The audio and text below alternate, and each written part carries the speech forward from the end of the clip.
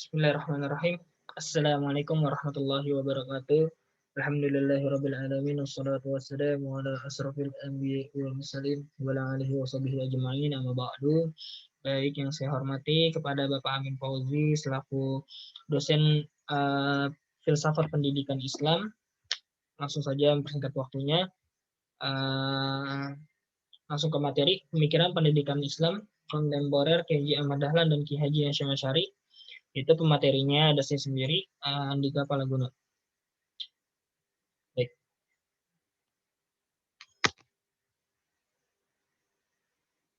Poinnya tentang materi ini yaitu sejarah riwayat hidup Kiai Haji Ahmad Dahlan, lalu pemikiran Kiai Haji Ahmad Dahlan tentang pendidikan, lalu sejarah riwayat hidup Kiai Haji Hasyim Asy'ari, lalu pemikiran Kiai Haji Hasyim Asy'ari tentang pendidikan, lalu kesimpulannya.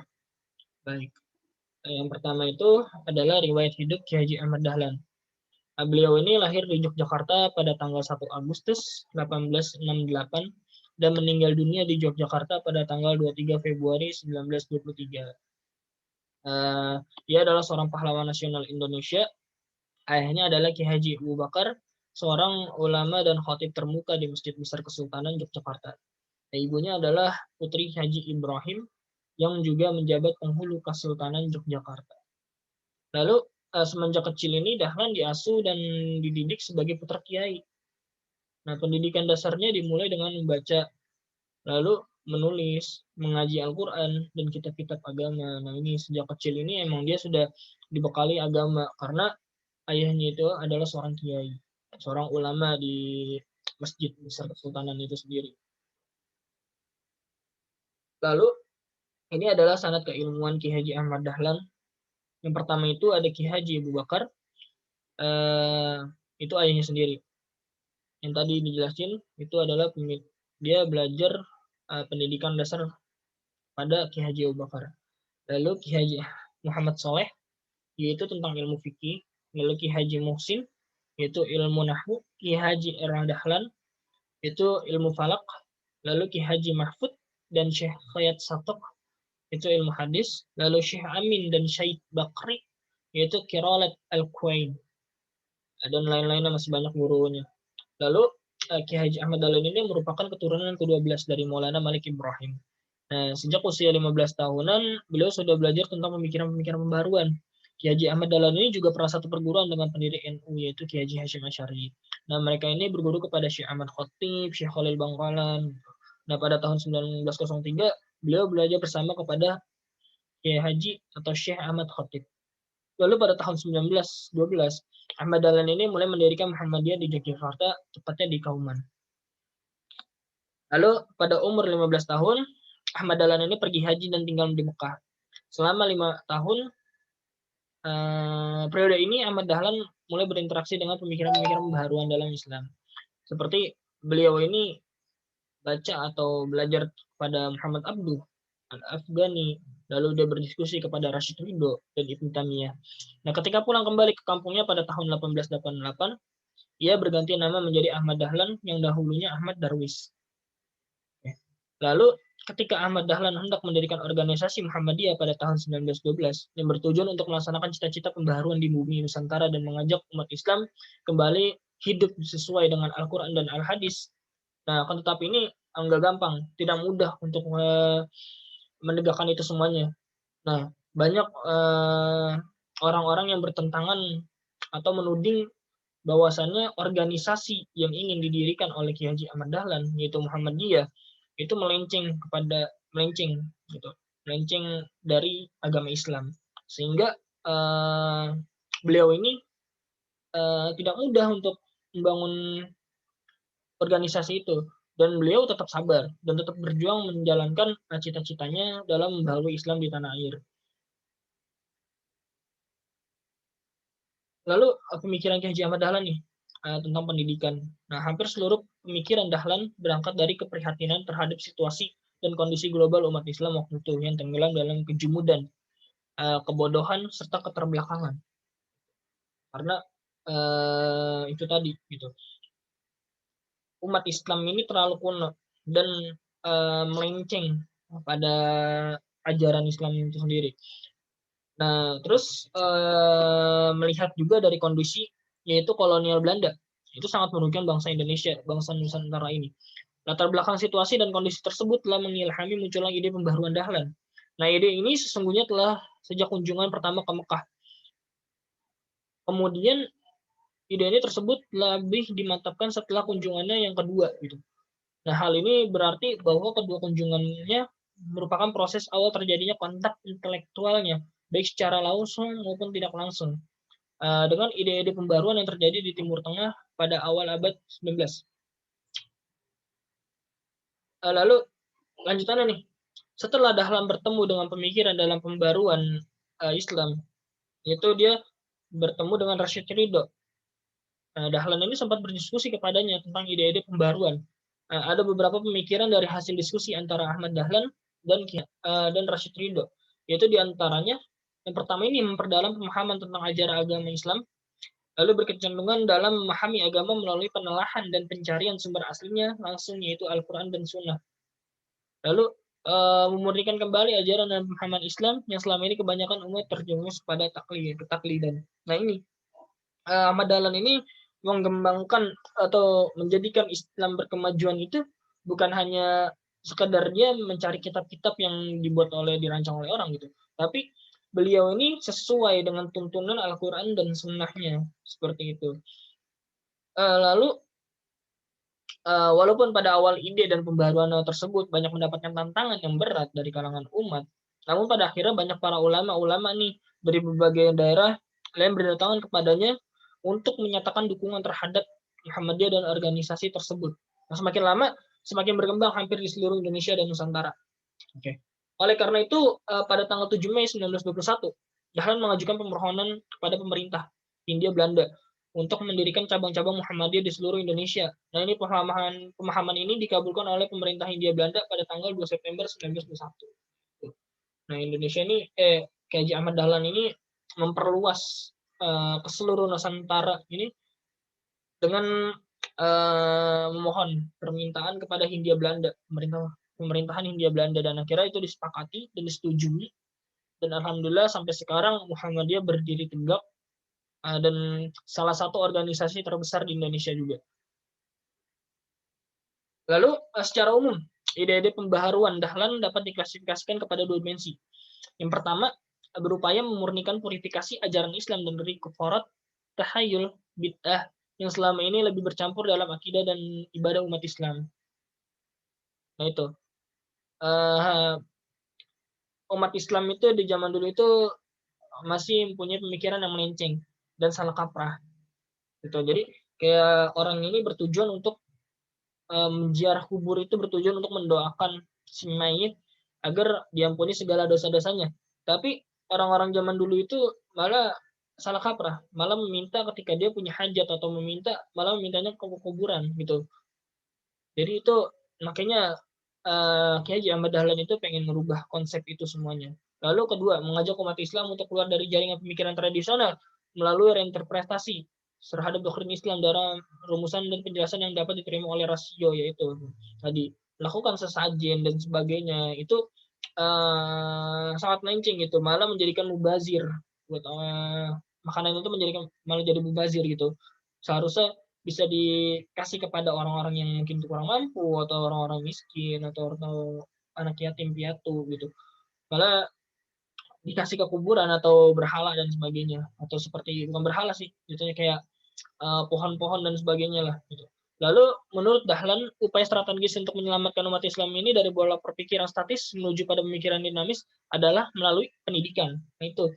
Jadi Ahmad Dahlan itu tidak mengajarkan agama Islam saja, tidak mengajarkan keislaman, tapi mengajarkan tentang matematika, bahkan tentang sosiologis, bahkan tentang ilmu kedokteran pun di zaman Ahmad Dahlan pun sudah diterapkan gitu. Di organisasi Muhammadiyah sini sudah terapkan. Makanya sekarang banyak rumah sakit atau panti asuhan dan sekolah-sekolah itu banyak dari Muhammadiyah. Jadi menurut Ahmad Dahlan ini pelaksanaan pendidikan harus didasarkan dengan kerangka filosofis yang kokoh, yang memiliki tujuan dan konsep pendidikan Islam baik secara vertikal maupun horizontal. Nah, Allah ini memberikan kepada manusia ar-ruh dan al-aql, Fungsi keduanya sebagai media dalam perkembangan pendidikan Islam sebagai dasar potensi penyesatan didik. Nah, itu. Orang-orang ini harus paham tentang sosiologis karena mereka ini harus bisa berkembang sesuai tuntutan zaman gitu. Dalam epistemologi pendidikan Islam, ilmu pengetahuan dapat diperoleh apabila peserta didik manusia mendayagunakan berbagai media, baik yang diperoleh melalui persepsi indrawi, akal, kalbu, wahyu maupun ilham. Nah, menurut Dahlan, pengembangan tersebut hendaknya merupakan proses integrasi ruh dan jasad. Nah, konsep ini diketengahkan dengan menggariskan perlunya pengkajian ilmu pengetahuan secara langsung sesuai prinsip-prinsip Al-Quran dan Sunnah, bukan semata-mata dari kitab tertentu. Gitu. Jadi ini balik lagi sesuai dengan Al-Quran dan Sunnah, gitu. Bukan dari kitab-kitab yang mungkin diciptakan seseorang cuma hanya karena ini, bukan, tapi ini sesuai dengan Al-Quran dan Sunnahnya. Lalu atas jasa-jasa Kiai Haji Ahmad Dahlan dalam membangkitkan kesadaran bangsa ini melalui pembaruan Islam dan pendidikan, pemerintahan Republik Indonesia menetapkannya sebagai pahlawan nasional dengan surat keputusan Presiden nomor 657 dan 1961. Dasar-dasar penetapan itu adalah sebagai berikut nih. Nah, yang pertama, Kiai Haji Ahmad Dahlan ini telah mempelopori kebangkitan umat Islam untuk menyadari nasibnya sebagai bangsa yang terjajah, yang masih harus belajar dan berbuat. Lalu organisasi Muhammadiyah ini yang didirikannya ini telah banyak memberikan ajaran Islam yang murni kepada bangsanya, ajaran yang menuntut kemajuan, kecerdasan dan beramal bagi masyarakat dan umat dengan dasar iman dan Islam. Itu tadi tuh. Jadi Muhammadiyah itu tidak mengajarkan Islam aja, bahkan dari agama-agama yang non Muslim itu bisa masuk ke Muhammadiyah. Itu jadi nggak cuma orang-orang Islam aja, tapi orang-orang yang non Muslim itu bisa masuk ke organisasi Muhammadiyah atau bisa menjadi tenaga kerja di organisasi Muhammadiyah. Lalu dengan organisasinya Muhammadiyah telah mempelopori amal usaha sosial dan pendidikan yang amat diperlukan bagi kebangkitan dan kemajuan bangsa dengan jiwa ajaran Islam. Nah, itu amal karena seperti kayak panti asuhan gitu. Terus dulu Ki Haji Ahmad Dahlan itu selalu di setiap pengajian ya, di akhir pengajiannya itu pasti masyarakat yang mengikut pengajiannya itu menyisihkan uang agar uangnya ini bisa langsung dibelikan makanan atau sedekah kepada orang-orang yang kurang mampu. Lalu dengan organisasinya Muhammadiyah bagi wanita nih. Jadi ini penting juga nih Muhammadiyah membangun organisasi Aisyah yang menjadi salah satu banom dari Muhammadiyah telah mempelopori kebangkitan wanita Indonesia untuk mengecap pendidikan dan berfungsi sosial setingkat dengan kaum pria. Nah, itu dulu. Di zaman kolonial dulu, perempuan itu sangat direndahkan. Bahkan dilecehkan oleh orang-orang Belanda, dijadikan budak. Lalu riwayat nih, ini adalah salah satu tokoh favorit saya, yaitu Ki Haji Hashim Asy'ari. Nah, Ki Haji Hashim Asy'ari ini lahir di desa Ngendag, salah satu desa di Kabupaten Jombang, Jawa Timur, pada hari Selasa Kliwon tanggal 24 Zulhijjah 1287 Hijriah atau bertepatan pada tanggal 25 Juli 1871 Masehi.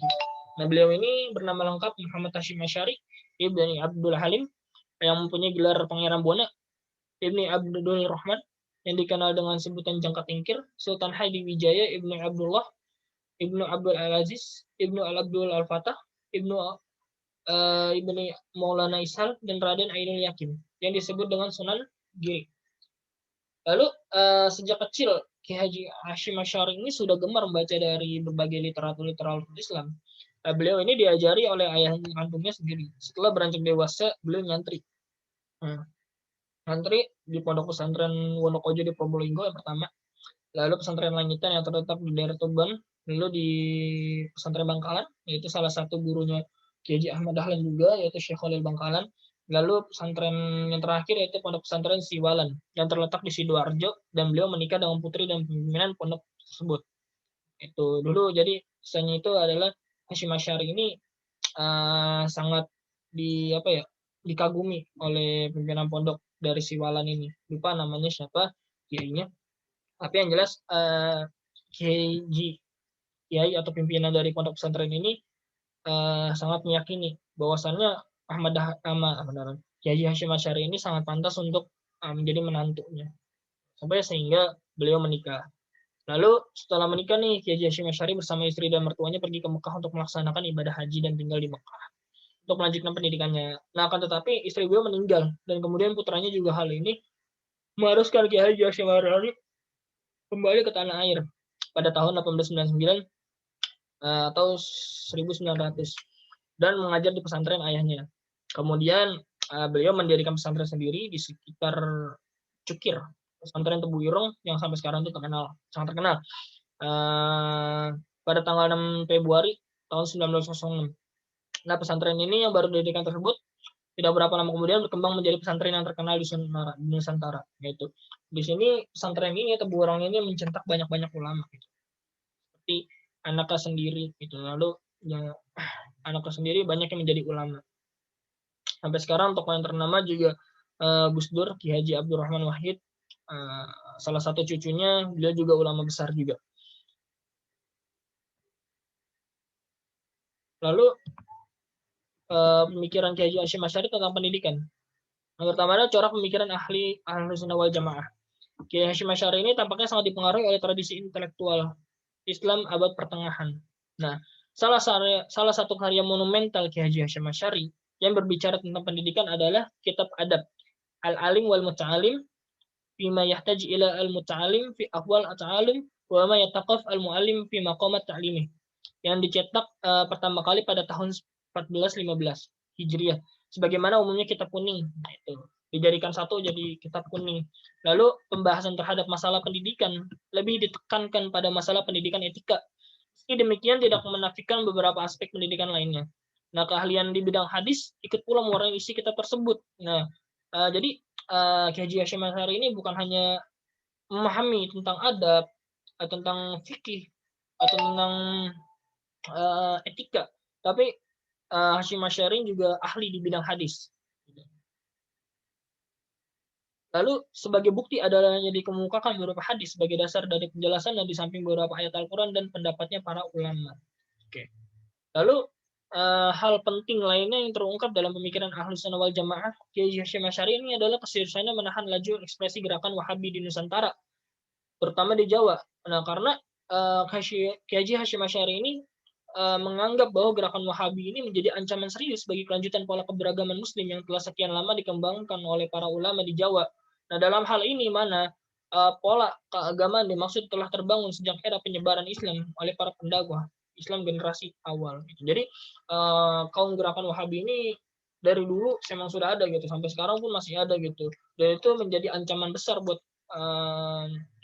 Islam di Nusantara ini atau di Indonesia ini.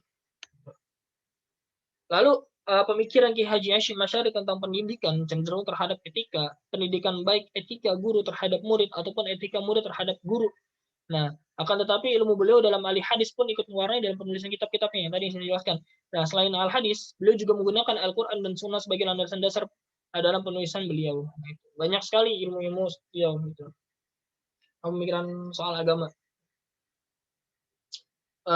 Nih karyanya, buku atau karyanya.